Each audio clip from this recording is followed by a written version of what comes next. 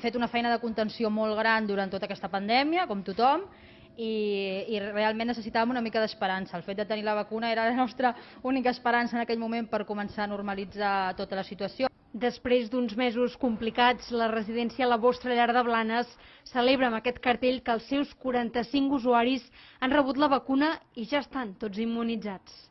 La primera res. La segona, com la va posar, tampoc. Però ara si m'arrepenjo, me diu que aquí estoy jo. Jo no.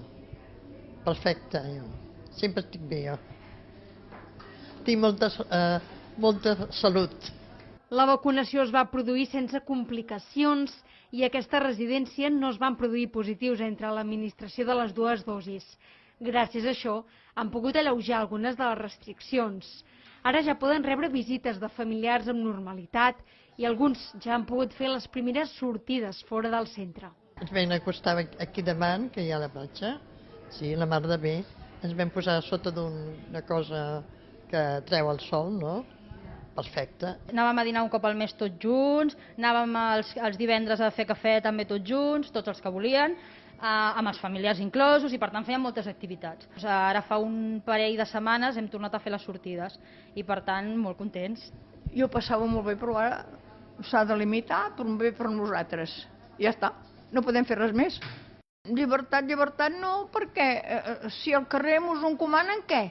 Des de la residència reconeixen que la vacunació ha provocat un canvi molt positiu en els usuaris, ja que, per exemple, s'han recuperat els espais comuns, tot i que es mantenen els mateixos grups bombolla i respectant sempre les distàncies.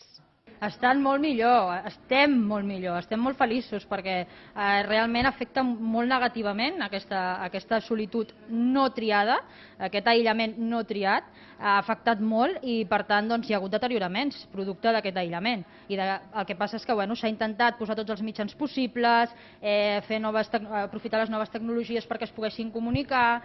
A La Vostra Llar de Blanes també s'han pogut vacunar la trentena de treballadors. Una vacunació necessària i esperada, ja que expliquen que durant la pandèmia els treballadors també van restringir el contacte amb els seus familiars propers per evitar contagiar.